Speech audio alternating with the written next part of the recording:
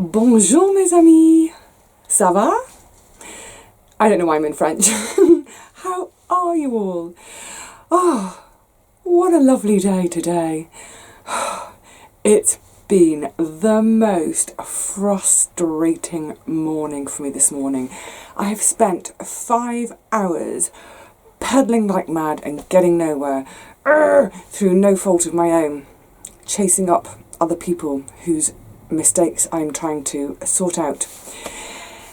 So I thought, you know what? Leave the house, leave the phone, leave the emails, come to the garden. And I can't wait because today's the day. Oh, today's the day I'm going to gather the squashes or some such. Yay! Squash harvest day. Can't wait.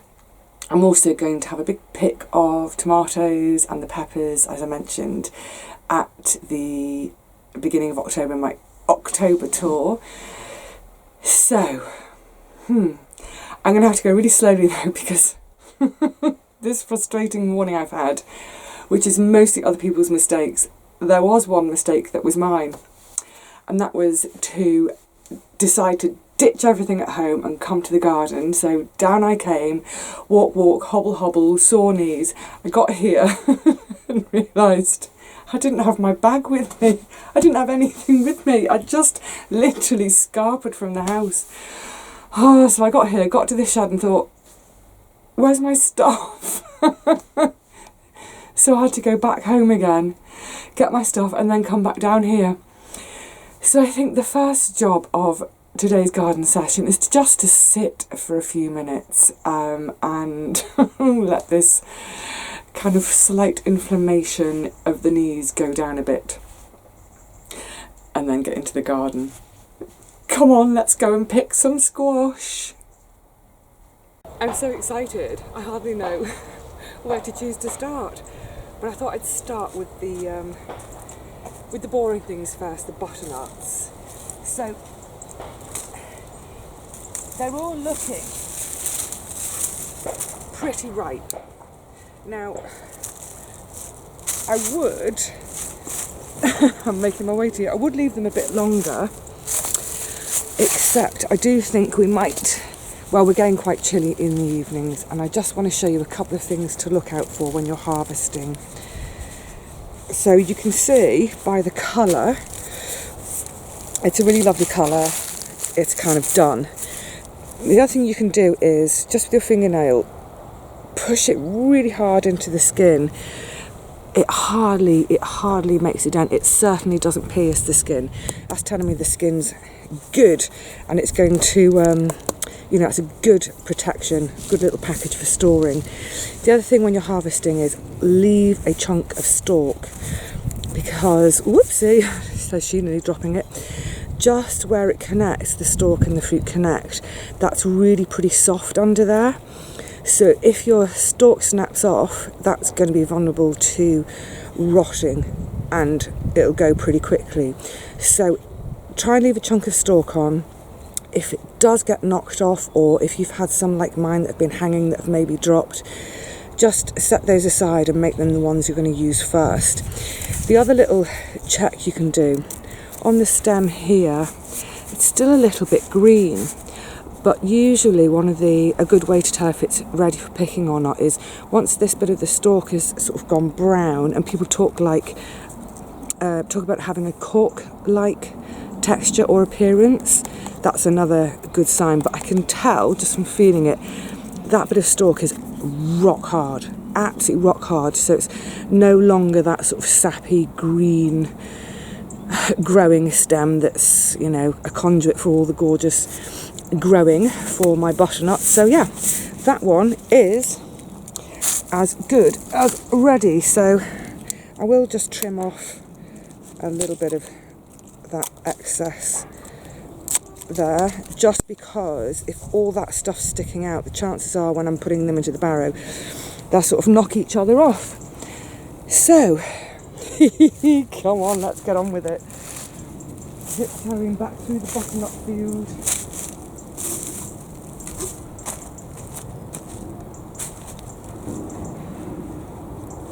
There are a couple I can see which developed much later. Actually, let me show you the comparison.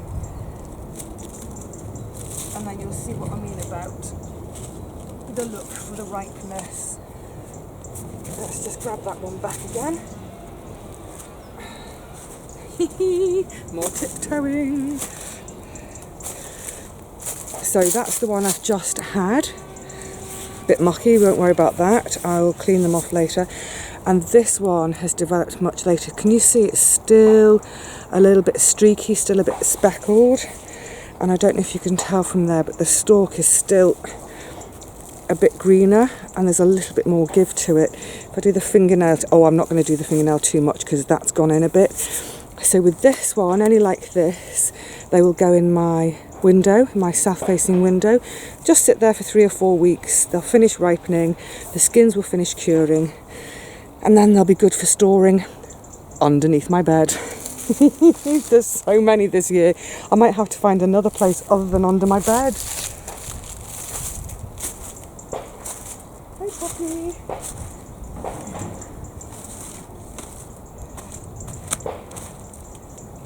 Looks like the helper's just turned up. You're going to help me harvest, Poppy?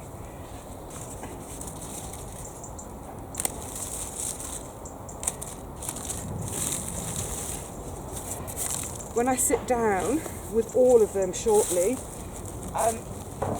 to give them a clean, that's the perfect time to just give everything a bit of a check over. Just look to see if there's any damage on the skins, any splits, anywhere you might have lost that stalk, as I was saying, and in such cases, set those aside and earmark them for using straight away. And actually, if it looks like there's any sign of them going off, get them chopped up and in the freezer pronto. But so far, looking so good. Oh, do you know what I haven't done? I haven't had a guesstimate of how many in total. So I'm going to have a quick guesstimate without looking too much. Out of all the squash, I reckon 30. That would be great. That would be virtually, well, more than one a fortnight for a year. Oh, that would make me very happy.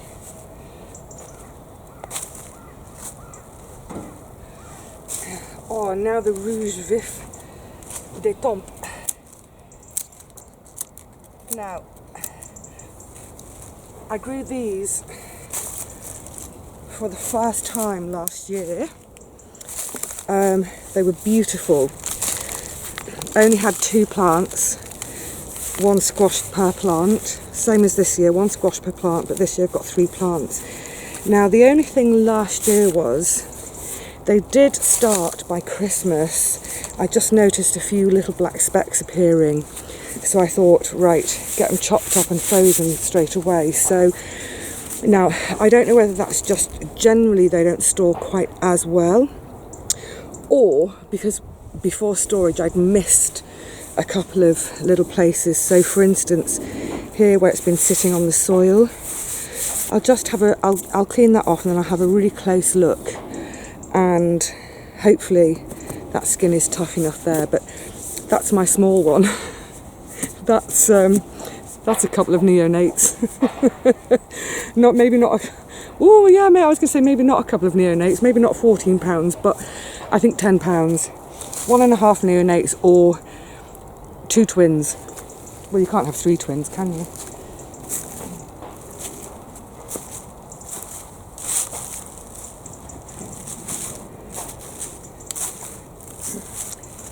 How exciting. I think this year it's going to be, whoopla, I think it's going to be slightly more than 1 barrow full. Just slightly.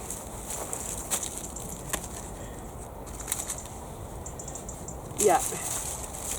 they have definitely liked all the sunshine hours we had this year. Wonderful.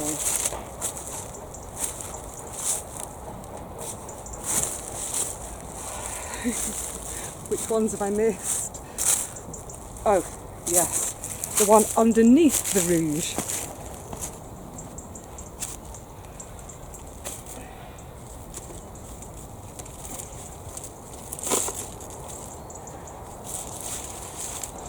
Hoopla.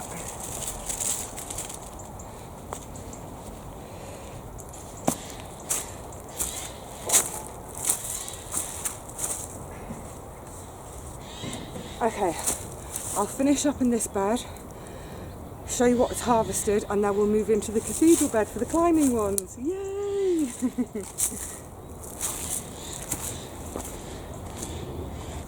I'm so happy to get these baby butternuts this year too, because they're a great size for one. You can either sort of take the top off, scoop the seeds out, stuff it that way, or cut in half, scoopy, same thing, roast. And because they're a bit smaller, firstly, they're manageable for one person, but also they don't take quite as long in the oven. Maybe just like half an hour or so. So they're obviously using less electricity or gas to get them cooked. Not just that, they're a bit quicker, so if you're really starving and don't want to wait, boom, there they are. So let me show you this one. Hang on a tick. So this is a baby that came on a bit later than all the others, so you can see considerably different looking. It's hardly gone orange at all, but again, that'll go in the front window and it will go orange. Had a few like it last year, and yeah, within about 4 weeks or so, they've ripened. I'd much prefer to leave them on the vine to naturally ripen, but obviously, like I said, we're getting chilly nights now. That's the Geet Okkesomen, so not as big as the ones on the Baker Creek Seeds website. Maybe I just need to give it much more space and way more muck to grow in, but it's gorgeous anyway. Right, that's the first bed done. I think I need to go and decant all this to the table outside the shed. Yay, happy days!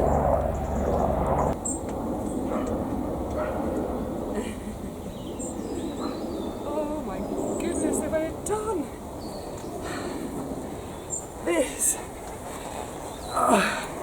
That's the first bed done. Hoopla, I need to go around the corner, get these emptied out, and then get into the cathedral bed. Go on, bang it. And now the fun of finding these lovelies. What I did notice was that I had a lot of fruits developing on these climbing ones sort of later in the season, but they just rotted and dropped. Now, whether that's anything to do with climbing, I don't know. But it doesn't look like the biggest haul ever out of here. But I'm not complaining because, let's face it, this is all extra new space to me this year. So and you can see sunny side, shady side. Yeah. So whatever I get out of here is definitely a bonus. Woohoo! Right, let's go and hunt for what's supposed to be a violina, but I'm pretty sure, well, I know from looking at it, these are not violina. I think they are more of the Sucrine du Berry, but that's okay because, let's just bring you up and over, because Sucrine du Berry is an absolutely gorgeous pumpkin. Anyway, it's the one that's kind of very mildly nutmeggy in taste. And what I didn't do last year, so I want to do with them this year, is make something sweet. So like a pumpkin pie, because I think that slight nutmegginess to them will lend itself really well to a sweet dish rather than savoury. I mean, they work perfectly well in savoury dishes, but that's what I've done with them over the last, how long have I been growing this variety? Oh, maybe 3 years. So yeah, it's worked perfectly well for savoury, but like I say, I think it's kind of, oh, let me hop over, out. It's crying out to be used in a sweet. So I'll give that a go. If it's any good, I shall replicate it on video and share with you, and yeah, let you know how it is. Beautiful, beautiful, beautiful babies. Right, let's go and find the warty ones. What has amazed me is how much weight the plant can support. You know, I was thinking about that the other day when, oh, look at that, when Catherine was harvesting her tromboncino. Really quite weighty, all held up by the plant. Okay, so this is the other new one to me this year. This is the Carnival. I just want to show you the two in comparison. So, supposedly all the same batch of seeds, but let me show you a bit closer. Now, the vast majority are like that, but I've got two like that. Who knows why? I'm sure they will all be gorgeous anyway. But again, because it's one I've not grown or eaten before, I think the first time I have them, I'll just have it very simply roasted so I can get a real sense of the taste to see if I like it, and if it's going to be one to do again next year. And if I do like it, I'll be chuffed, because they have been so prolific, really prolific. This was 2 plants. It looks like one plant produced those 2 that are slightly different colour, and then the other plant has produced, let's see now, 1, 2, 3, 4, 5, 6, 7. Fabuloso. Now what I mustn't forget is that pair of Geller that are on my fence behind the deck. Woohoo! Yep, let's go and grab those now.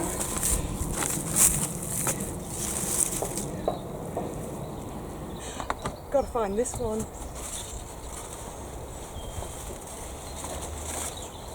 Yeah.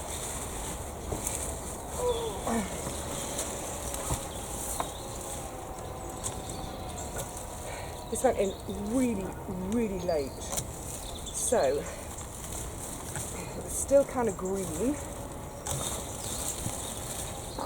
Can you hear me over the crinkles? It's sort of green and only just starting to develop its warts, but it's going to be edible. And where's that other one? So the one that's been giving me a prickle every time I sit down.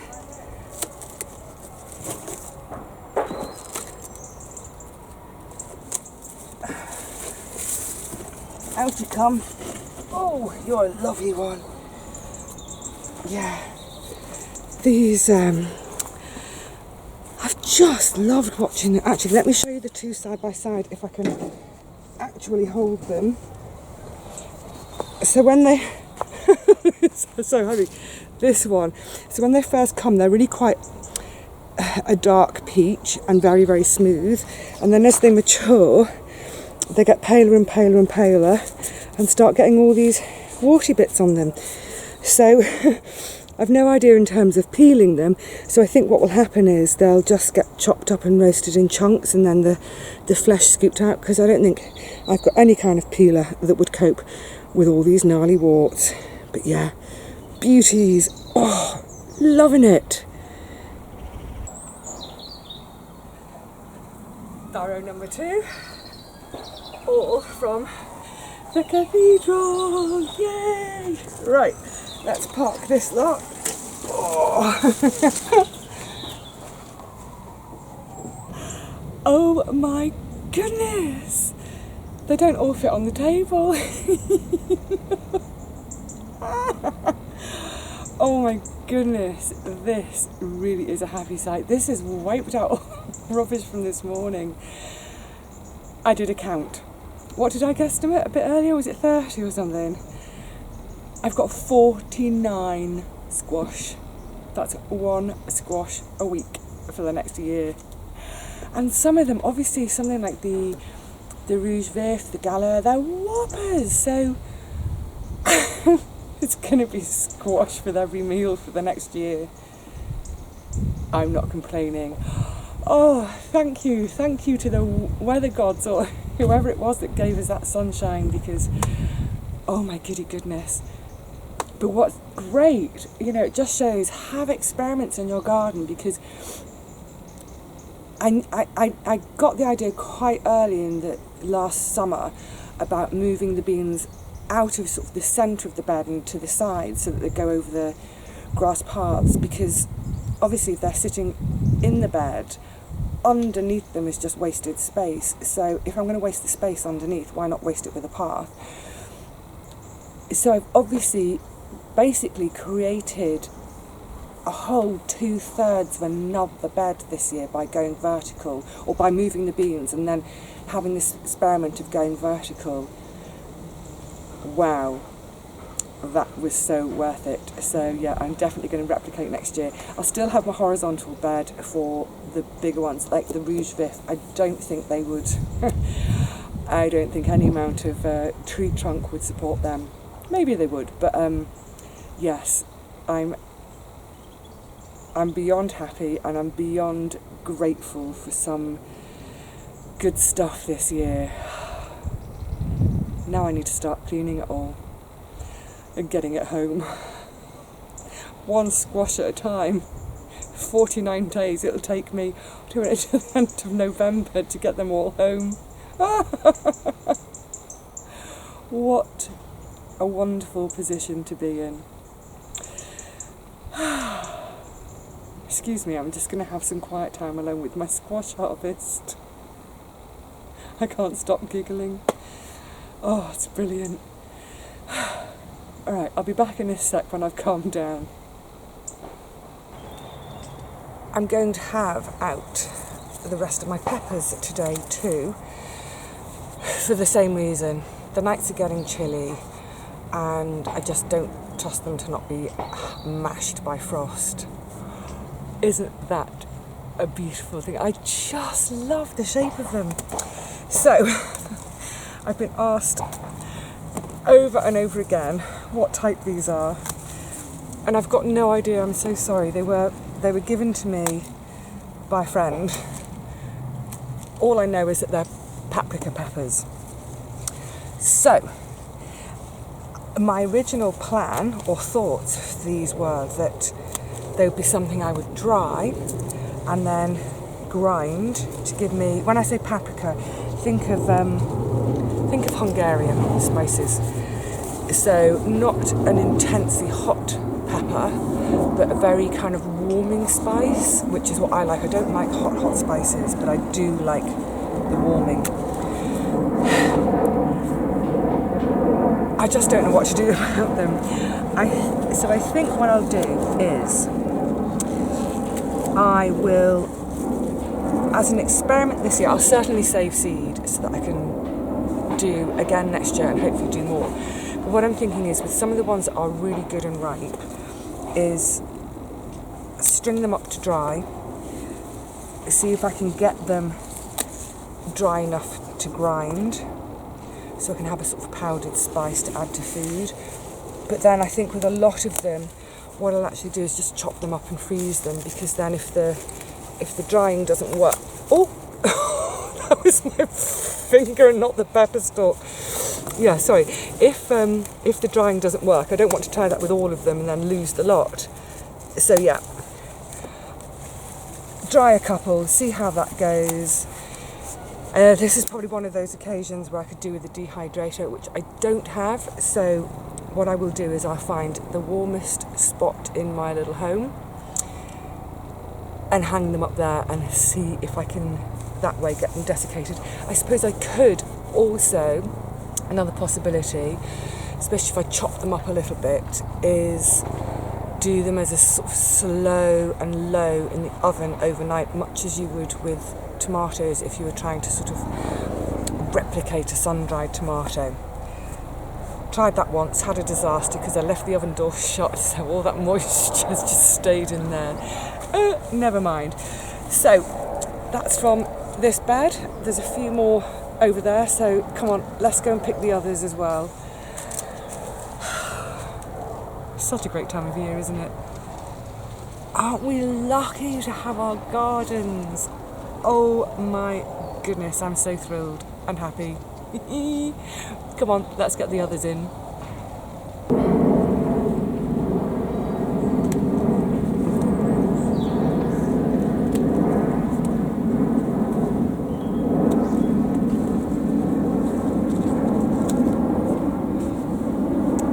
This is just the very last of the orange bell. Hello. Which is